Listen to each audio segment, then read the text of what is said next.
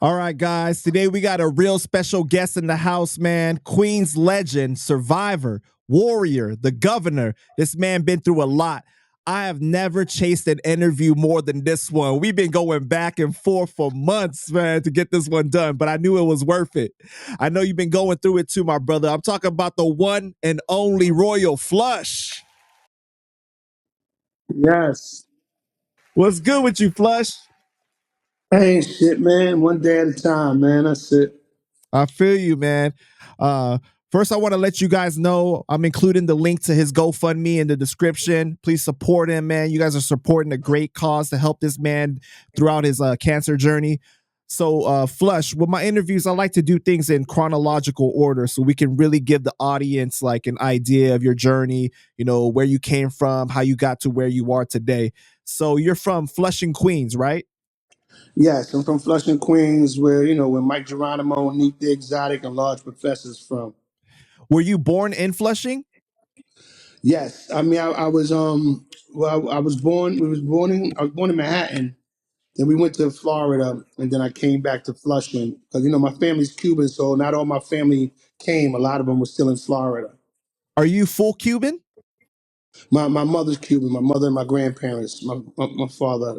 My mother came to visit New York. That's when she met my father. Oh, okay, so then you're half black then, right? Right. Absolutely. All right, and then how old were you when you moved to Florida and then back to New York? I moved. Well, my family was still down there, so I just went like back and forth all the time. So I would be in both. Remember, because my father was here, my mother's family, my grandfather and them was there too. Mm-hmm. And so you were born in the 70s, right? But coming up in the 80s. Yeah, I was born. Yep, 75. I was born.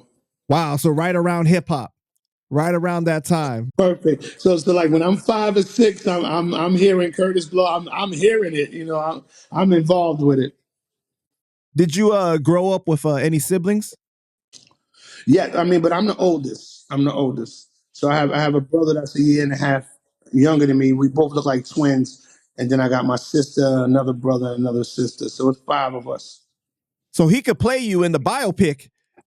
Yeah, oh yeah. I mean, he don't really do music, but there was times where when I first came out, like I'd be booked in 2 different places, and I would ask him would he go do it, and he never Over. did it.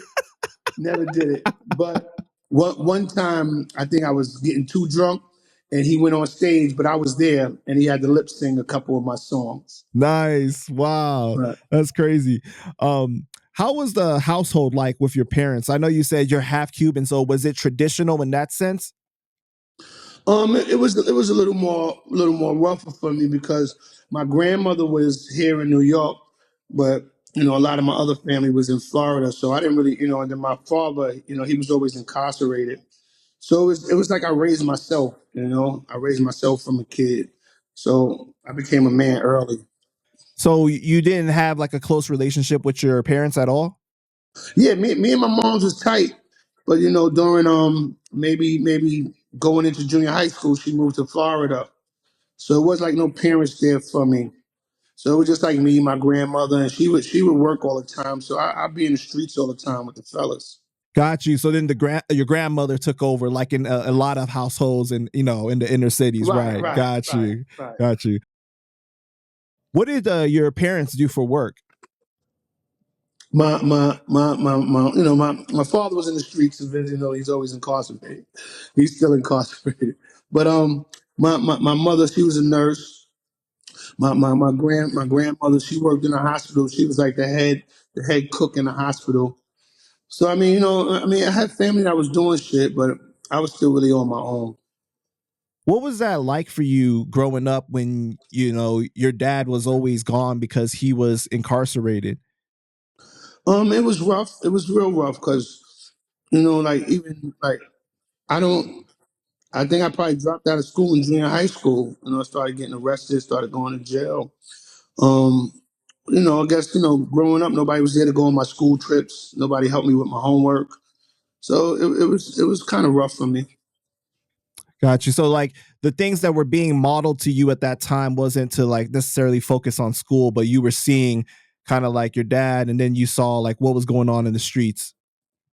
Right. That's what I got adapted to. I started, I didn't, being at that age when you don't have no parents, in my era, hanging out all night. It was no internet. It was no social media. It was no phones. So to be outside, you had to see people. So I was always outside. Never had a curfew. So I was always outside with the drug dealers, the gang bangers. That's who raised me. Right.